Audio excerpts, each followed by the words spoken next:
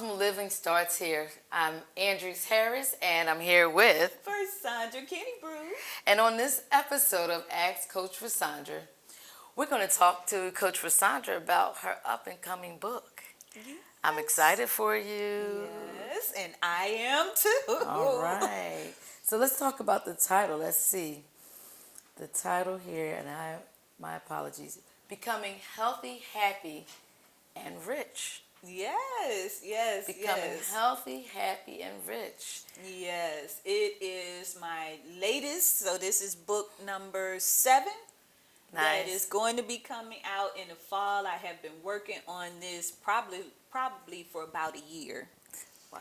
And it has been a challenge to pull information from 20 plus years as a holistic health practitioner into this book that is really going to touch on 3 key areas that help a person to become, or at least to realize and recognize that they are already healthy, happy, and rich if they choose to believe so. So those are the 3. Healthy, happy, And rich. Yes. All right. Yes. All right. Well, tell us the feel of the book at least. Okay. You know, some people write autobiographies, biographies, they talk about themselves or what have you. In this case, This case is a how-to, but it's a how-to that relates to if you would think of it as a case study type of book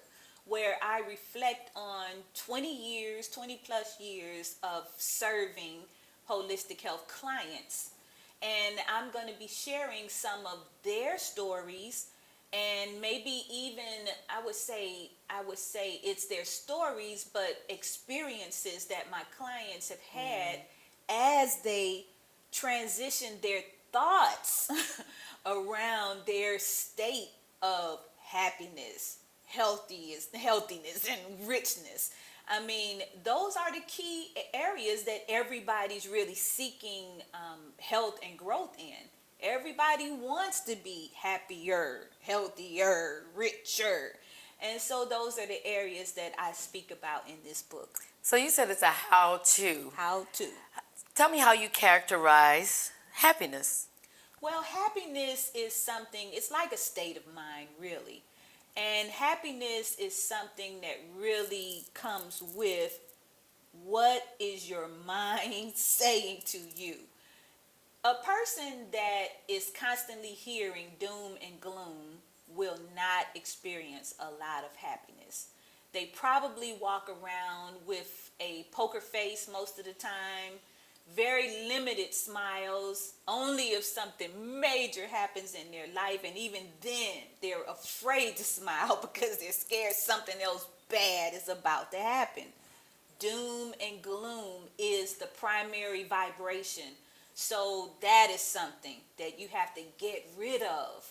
And it doesn't mean that you're going to totally make it obsolete, because doom and gloom happens all around us, but you can limit your exposure to it by basically choosing what you allow to come into your mind, into your thoughts, into your hearing, and all of your other sensory mechanisms. You want to limit that purposefully and intentionally so that you can maintain a happy and high vibration.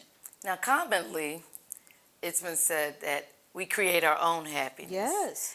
And in creating our own happiness, again, this being a how-to, talk to us about how you would lead someone or advise someone from your book to create their own happiness. Yes, and I love that part, because in the book it's a lot of assessments.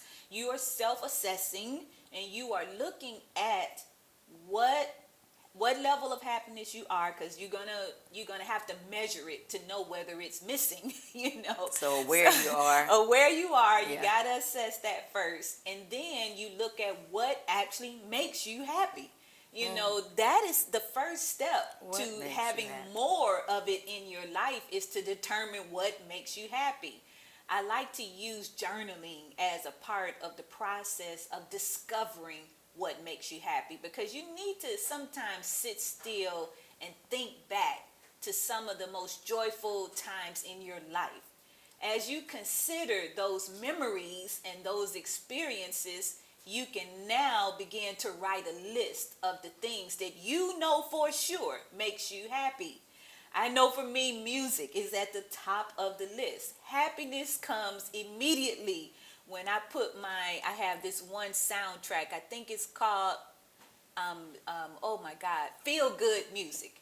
So I click on the Feel Good Music tab, and I know immediately my mood is going to shift, and I'm going to begin to dance and start feeling the groove and everything. And I don't care how Inspiring upset. to get around, right? Yes, I might have been upset and ready to pull somebody's hair out before, but Not your once own, that nah. music plays, somebody else's, not my own.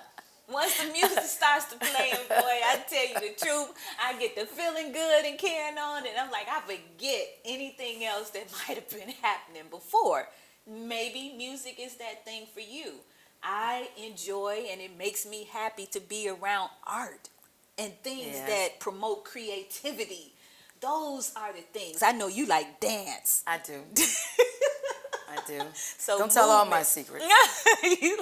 you like dance, and I for do. each of us, we have those things that really move us in a positive way, and those are the things you want to include more in your day-to-day life experiences. So you spoke about journaling being one of the things to help you assess that.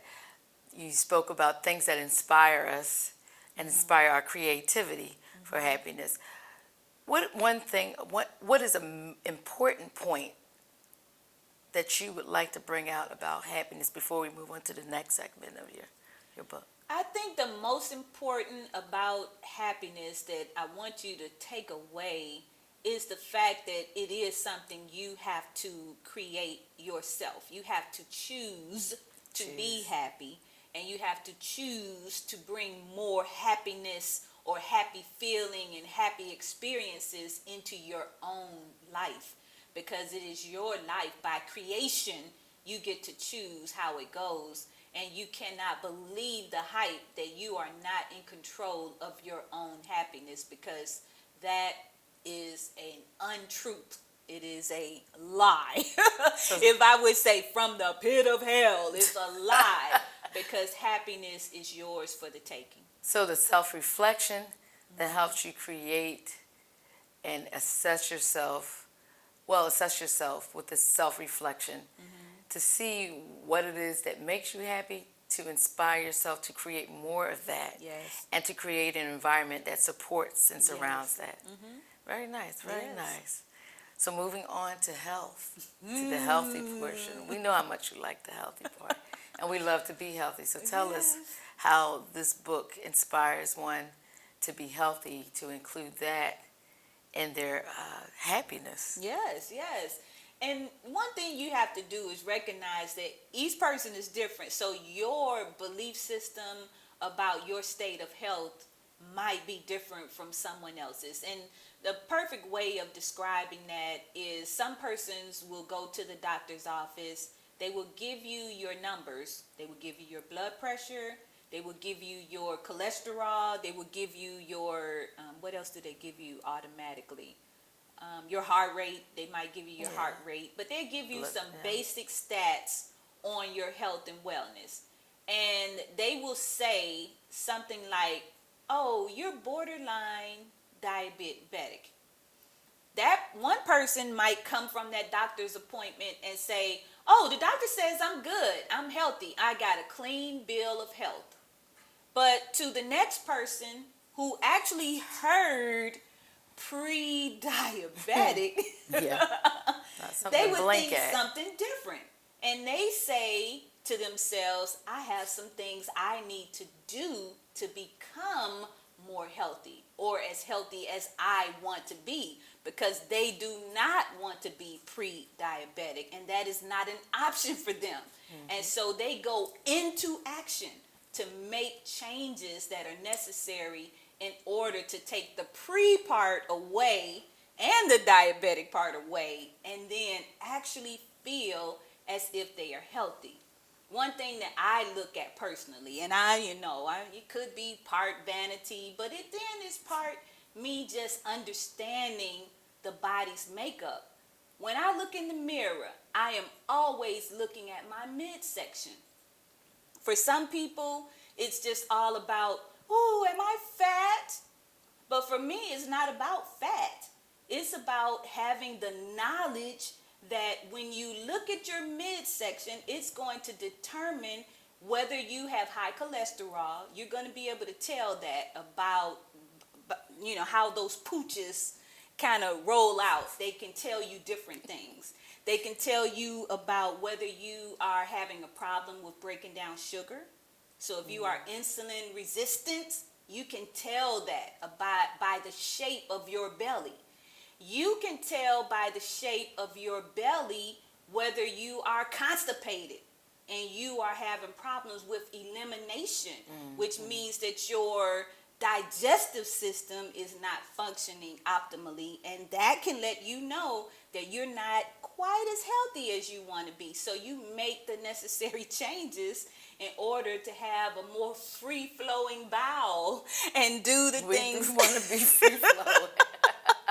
But for someone else who doesn't think of that as a health issue, they would just, oh, this is just it. This is how it is. So my suggestion is in the book is to look at these key indicators that determine visually, you can see where your health may be lacking or it's been compromised in certain ways, and really looking at how you can make minor shifts to put it in perspective and in the right place to demonstrate that you are healthy as you walk around this world. You look like the bill of health. I like what you said about looking in the mirror and assessing yourself, other than just the clothing that we're wearing, just our appearance in itself, but looking at in a deeper level, looking more with a health eye and a health perspective. Yes. So thank you for sharing that. Yes. Thank you for sharing that. Anything else you would like to share from the healthy portion of your book? I'm kind of scared because they all intertwine, really. Right. They do. It's a holistic. So it's a holistic way of looking at these things. But I would just say that as I think about health, there seems like there was another area. Oh, most people, we are looking at health just as a physical thing. And it is very much physical. And the body will show up for you. And it gives you clues, just like food gives you clues. Your body gives you clues about what's happening on the inside. So the key to health is knowledge of how the body functions.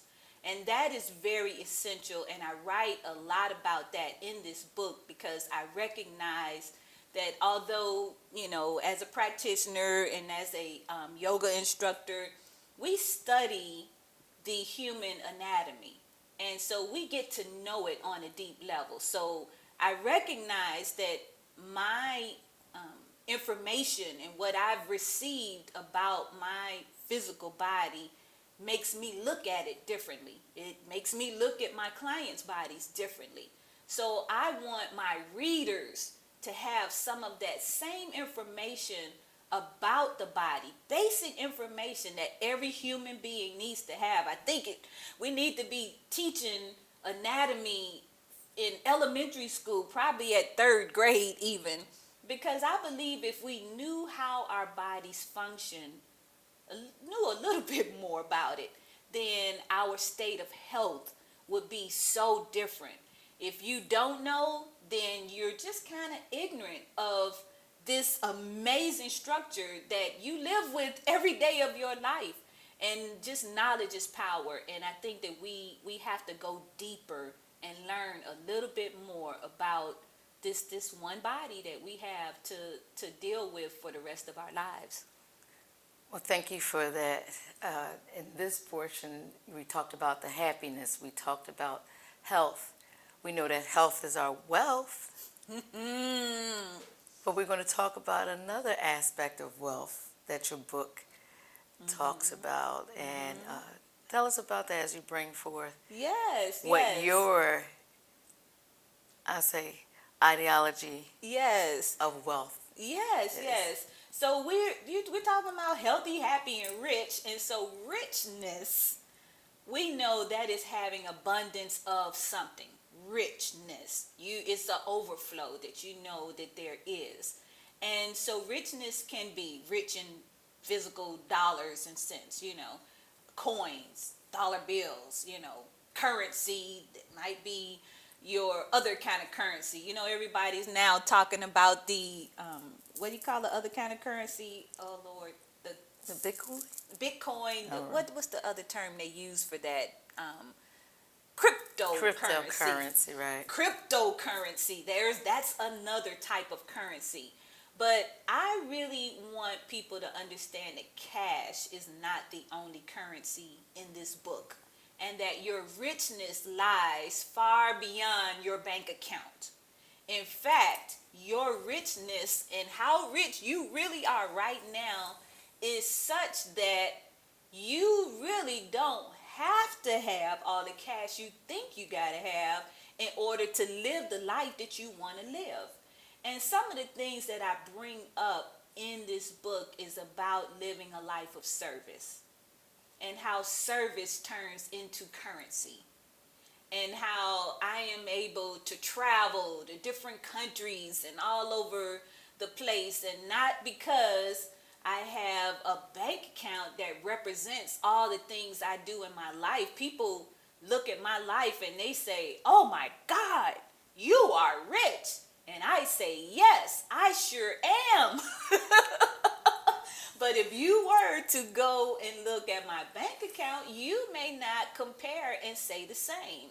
So it doesn't matter though what is in the bank account. It's how can you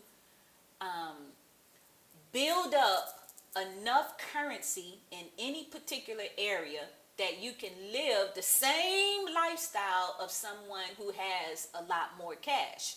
So that's basically what I had to deal with as I was moving from homelessness some years ago. I had a negative view of my own personal value because I thought that my value was strictly based around my bank account. In that period in time in my life, I had a wonderful spiritual experience where I learned that God is my source, God is my supply. So when you're talking about richness, think about your spiritual beliefs related to that.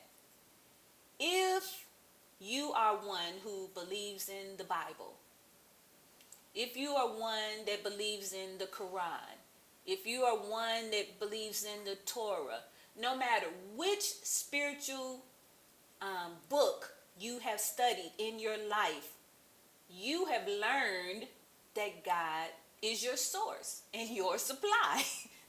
All of them teach the same thing. So if that is the case, and God is infinitely abundant, and we see that infinite abundance all around us. I mean, we look outside and we see all of the trees and just, oh my, so much that demonstrates the wealth, the richness, the abundance that is everywhere. Then you cannot deny the fact that all of that is yours because you are a child of God.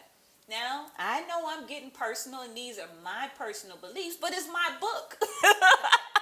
That's one good thing about writing a book. You get to write and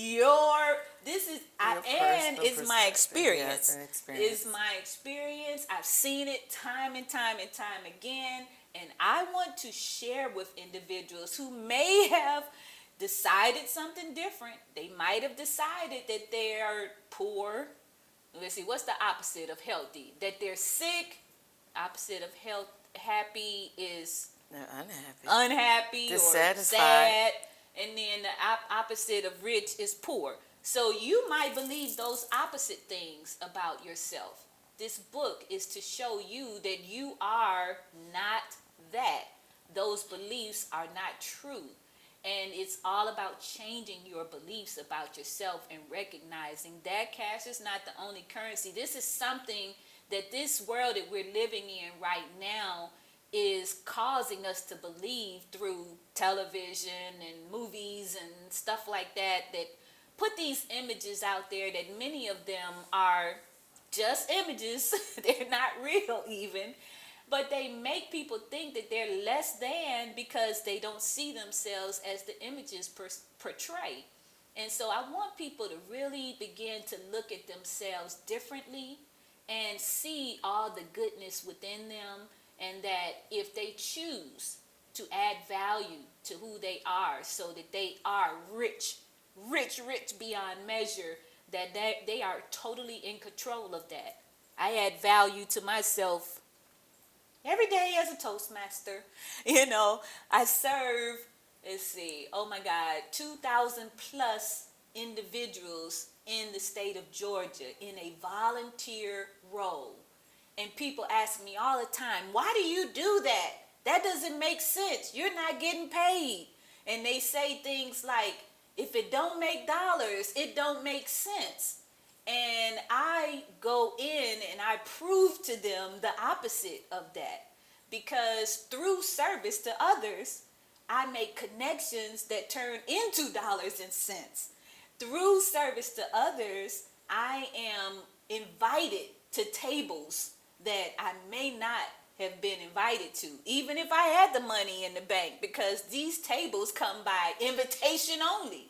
And so if you are able to interact with others and be of value, then you are placed wherever it is that you desire to be on your path to whatever it is that you're looking to do, because people see in you something that can be beneficial and that can be of value and worthy of you being present. So that's what I really want to do in this book. Just help people to see you have it and don't think anything other than that. Just begin to take that time and go deeper and find out where your richness is. You know, I know that some people have these special gifts in music. They're musically inclined, and that is where their richness lies. They're creative and they have this amazing ability. Well, guess what? When you do more or engage more in that area where you have already found yourself to be rich, you will find that currency will grow around that. So do what you love, get paid for it, and be healthy, happy, and rich. Thank you. Thank you, Coach Versandra.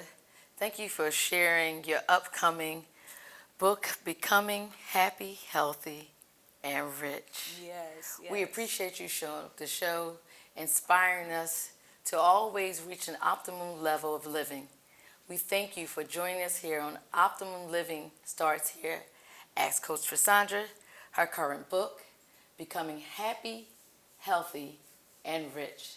I encourage you to be inspired and join the journey with her as she inspires us to become even better. Thank you so much and have a good day.